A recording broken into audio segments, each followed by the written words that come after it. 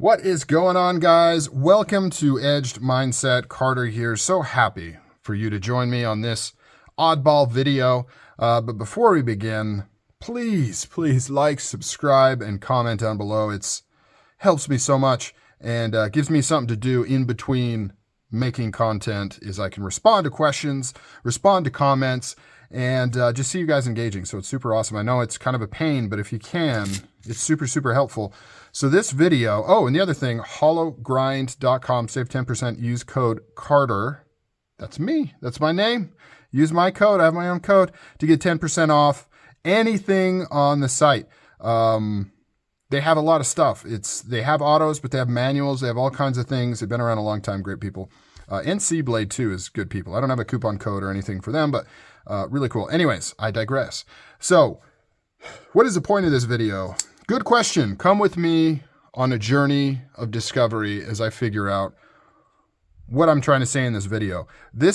So I just got this in from NC Blade, by the way, which is why that sticker's out right there. Just got this in, just did an unboxing.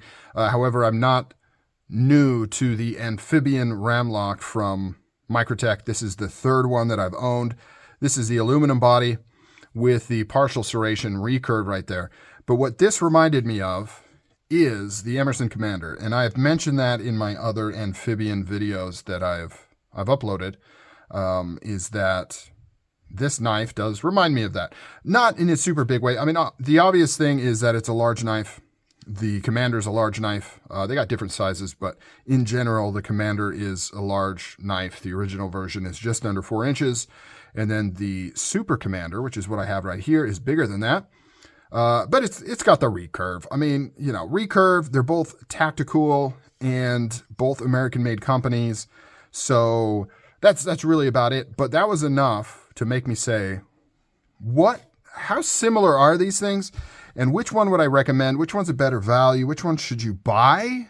Not that you're really choosing between these two, because if you're an Emerson fan, you're probably an Emerson fan through and through, and you don't really care about these. But just wanted to do it for fun, especially since I've got a Super Commander with partial serrations, and I wanted to see how they stack up. You can see they're quite close. The Super Commander is a little bit bigger, but yeah. So let's do it. Let's talk about it. Let's do some quick sizes just for fun so that we know what we're talking about here. We'll start with the Amphibian up at the top. And I just lost my thing here. So blade length 4 inches, overall length like 9 1/4. Commander, Super Commander, 4-inch blade length, so that's about the same. But overall length is just over 9 1/2 inches. So more handle going on with the Super Commander than the Amphibian, which is interesting. The blade lengths are quite similar. In fact, pretty much the exact same. You can see the Commander is a little bit wider in terms of blade to spine, although not by a ton.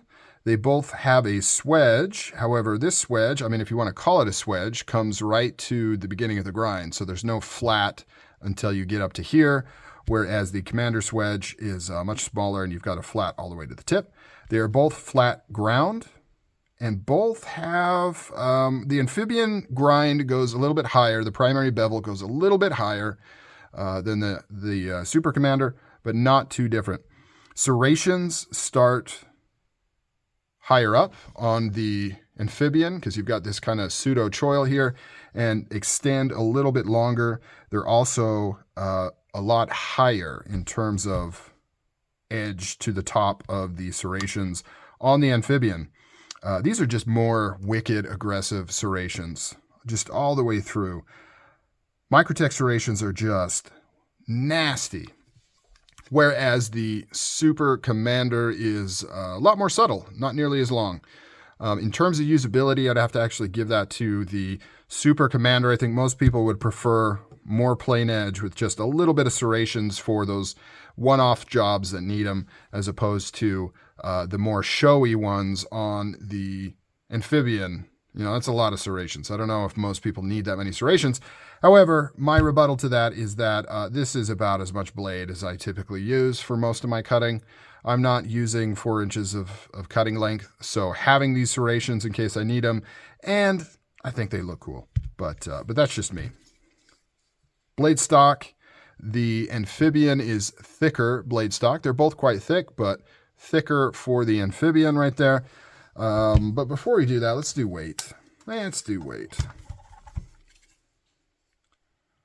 So the weight on the Super Commander is 6.3 ounces, and the weight on the Amphibian should be 6 on the nose.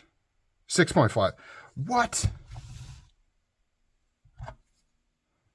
I just weighed this on my unboxing, and it was, maybe it was 6.5. Yeah, it was 6.5. Never mind. I thought it was 6. I'm thinking of the G10 version. So, Amphibian is heavier and has a little less handle to deal with. So, in terms of kind of weight, I guess the Super Commander takes it, but it's pretty inconsequential. They're both quite similar. Blade steel, M390 MK, 154 cm. Neither one of these companies are known for having particularly great heat treats. They both run them a little bit soft, but I would take the M390 any day of the week over 154 cm. Any day of the week. And for anybody saying that the 154 cm is chosen for its ease of sharpenability and it's less likely to break, you also get that in this kind of softer M390. But the M390 is just a better steel all around, in my opinion. Blade finishes, that's just, what you're into. Opening mechanism, these thumb studs on the Amphibian, I like a lot more. I think they look better. I think they function better. The thumb disc is not my favorite way to open a knife. It's a little bit awkward. It's a little bit tall, but, it's not terrible. But I would give that to the Amphibian. However, the wave, this has a wave. The Amphibian does not have a wave, even though you could probably jerry rig one on here. So the wave gives it to the Super Commander. It just does. The wave is awesome. Just does. Handle material. This one's tough. G10, super grippy, chemical resistant, cold, heat resistant, good stuff. Aluminum, cold, a little bit slippery. Definitely not as good in terms of grip as the G10 if we're talking straight up usability. A little bit more robust, though. This will take more of a beating. It's all metal, so there's no flex. You can get a little bit of flex in here. So I don't know. You decide which one's better, the aluminum or the G10 in terms of usability. Pivots are both large and in charge and perfectly fine. Locking mechanism, ease of use, and strength. I think I will give that to the Amphibian. Just trust that one a little bit more than the titanium liner lock on the Emerson. However, they're both battle proven and good and quality and things like that. So they both have their downsides, right? Liner lock, if you do get some debris in here, oil, all kinds of things, it can prevent solid lockup. And because it's not a frame lock, you're not squeezing that frame with your hands, so it could potentially fail and have some issues. But same thing with the ram-lok here. You could, in theory, get some stuff inside this spring. It can rust. It can cause problems. Because if this spring fails, then this lock is not going to go up into position. I am curious if you could manually set the lock in an emergency. If there was no spring, if you could push this up and it would remain seated. I think it would, but I don't know. I don't know for sure. Carryability. Let's go to carryability. I don't know. They're both fine. This pocket clip's better in terms of materials, right? It's a milled titanium pocket clip instead of a bent steel one. But in terms of usability, they both work just fine. This one is a little more deep carry. In my personal taste, this is perfect. I like a little bit to stick out. This is a little much in terms of what's sticking out, but it's not bad. Overall construction, ambidextrous ability. This is fully ambidextrous. The lock is inherently ambidextrous, and you can flip this clip to the other side. The Emerson is not in any way, shape, or form. You can, when you order these, get these tapped for left-hand carry, but the lock itself is not inherently for lefties. I mean, it can work, right? You can easily do it with your left hand, but technically it's not actually geared for left-hand deployment. But, you know, you can decide how big of a deal that is. Overall construction, hands down, goes to the Amphibian. Much more solid the way they do this, with pillars going through here, screws on both sides, connecting into each other.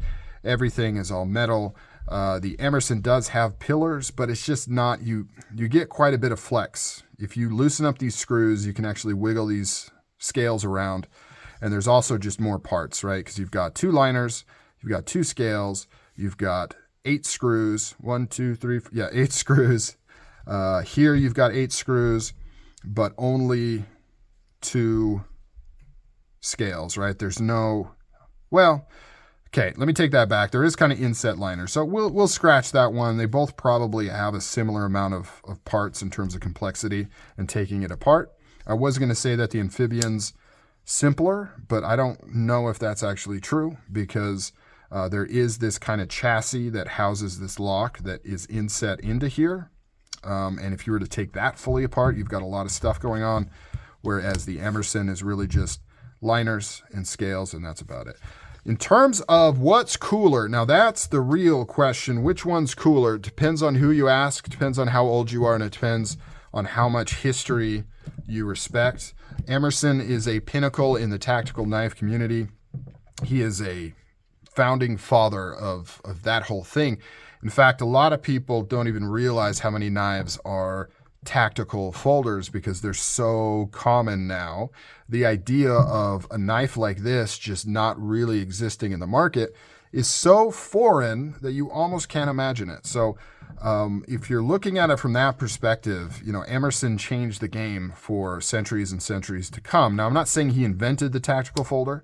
Most people give that to Bob Trezula, but I think that's how you say his last name. But he definitely brought it to the mainstream, popularized it, productionized it, things like that. So Emerson is, you know, he's a cornerstone of the modern knife history.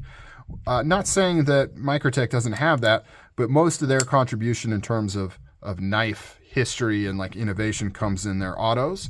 They make great manuals, and they definitely have done some really cool things with their manual folders, but they didn't really create an industry or push an industry for manual folders like Emerson did. So that's up to you to decide.